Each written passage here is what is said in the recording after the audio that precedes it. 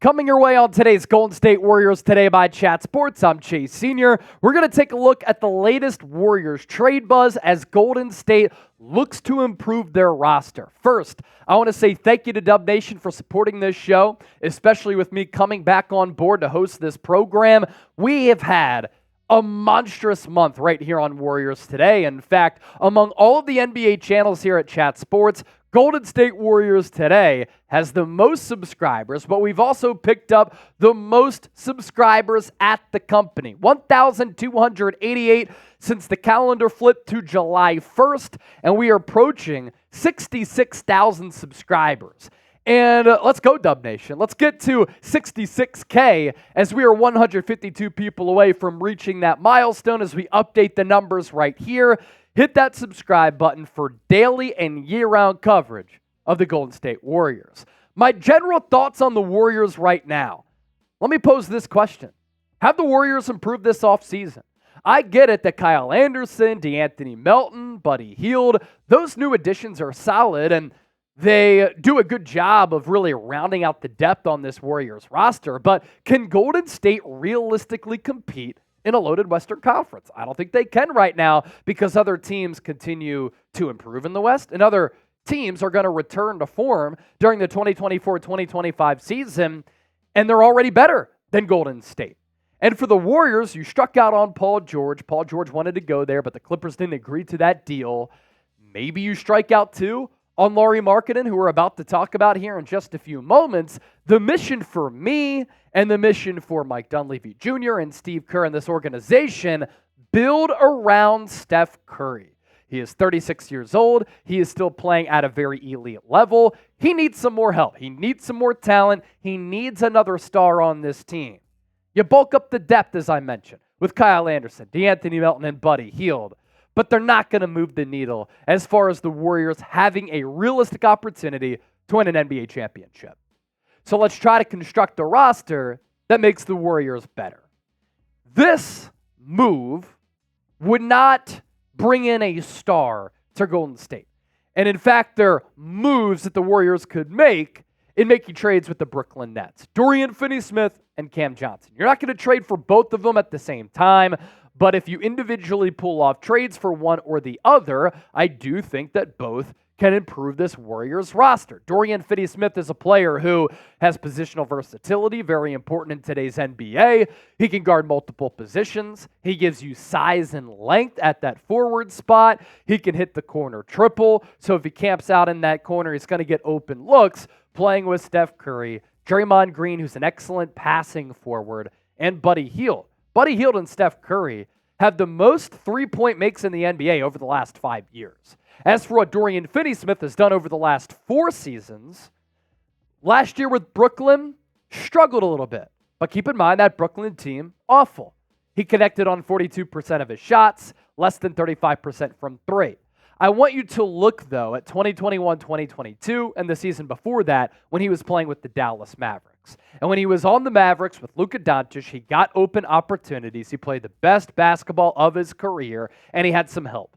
And if Dorian Finney-Smith were to have some help, I believe that he can be that 39% three-point guy who gives you really good defense, who's really tough, he's physical, and has that versatility to help out the Warriors. As for his teammate Cam Johnson, and keep in mind that the Brooklyn Nets traded away Mikal Bridges. They could continue to rebuild that roster. Johnson gives you size at 6'8", just like Dorian Finney-Smith, but he's a better three-point shooter as compared to Dorian Finney-Smith. He's had consistent offensive production as a secondary offensive option, and this is a player who's built for the playoffs. He can defend, and he can knock down the three. His three-point shooting numbers throughout his career, 2019-2020, he connected on 39% of his threes on just under 5 attempts per game. Following year, 34.9% on 5.5 three-point attempts per game. 2021-2022, three-point numbers go up to 42.5% on nearly 6 attempts per night. And the last 2 seasons, Cam Johnson has taken north of 6 three-pointers a game, and he's knocked down 40 and 39% of those opportunities. That is really, really excellent production for a player who gives you a lot of size and athleticism on this Warriors team. Poll question is this: pick a Brooklyn net to trade for. DFS for Dorian Finney-Smith, CJ for Cam Johnson. Let me know down in the comment section right now. Last night I was watching Team USA take on Team Canada in the lead up to the Olympics. U.S. looked pretty good after some sluggish shooting stretches in that game to really start it off. Steph Curry was kind of cooking. If you want a Curry USA jersey, available right now, Curry rocking the number 4 at chatsports.com/CurryUSA. We'll put that link down below in the show notes and attached to the pinned comment of this video. We, of course, as part of the trade conversation for Golden State, have to talk about Lauri Markkanen. He has been a player who's been rumored to be headed to Golden State. Golden State rumored to be very interested in him, and according to reports from Anthony Slater of The Athletic, Golden State is willing to wait to see if they can land their prized possession. And he is the apple of Golden State's eye. Why? Well, he would be a number 2 option next to Steph Curry, which the Warriors currently do not have.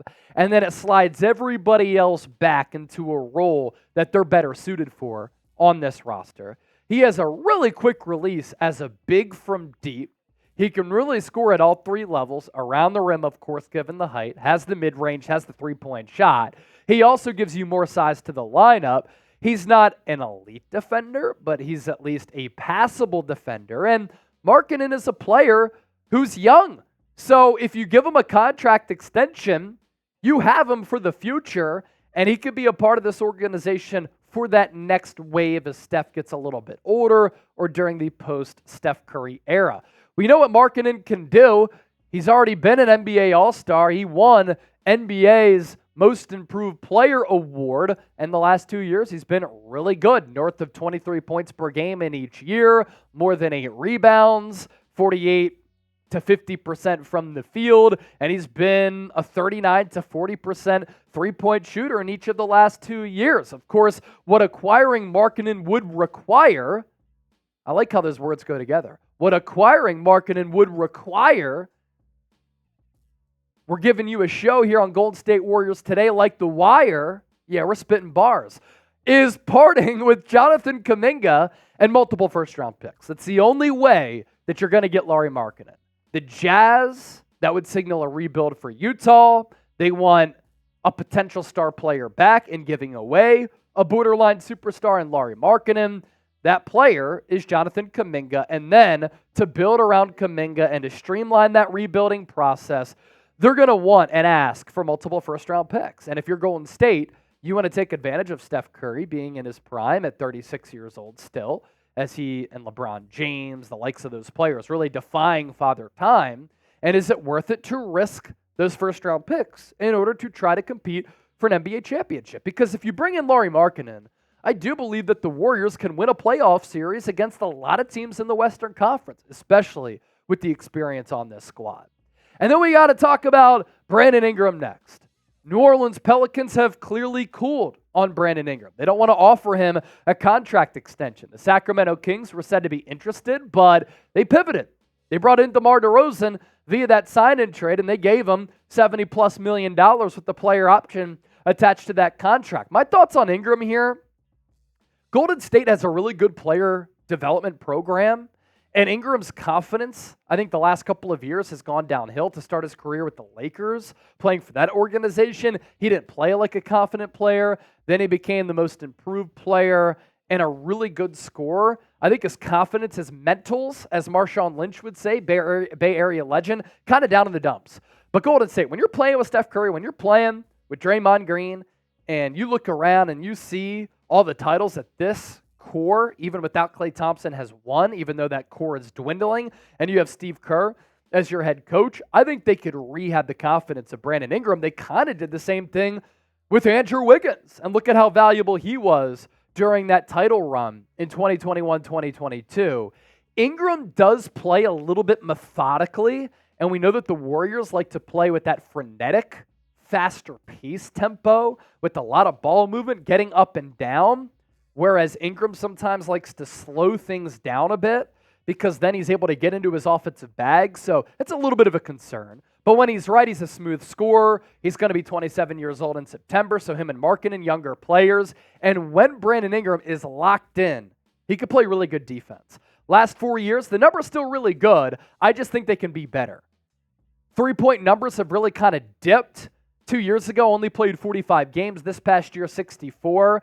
Did still average 21 points per nearly. 49% from the field, so that's good. But under 36% from three. Year before that, 39% from three. What happened in 2021, 2022 when he only knocked down 32.7% of his three-point attempts? Sometimes he just loses confidence in that jumper, but the season before that, 38%. And when you play with Steph Curry, naturally, you're not going to be double-teamed and swarmed as much. You're going to have more vacant looks and open looks to bury some shots. And I think that Brandon Ingram would be a decent addition for Golden State. That would probably require getting rid of Andrew Wiggins because there would be a clashing of the wings. And I don't think the Pelicans would take Wiggins back, so you'd have to find a third team. Pick a player you want the Dubs to trade for. Hopefully you enjoyed today's Blockbuster Trade Targets video. If you did, make sure you hit that subscribe button, and we'll catch you next time here on Warriors Today.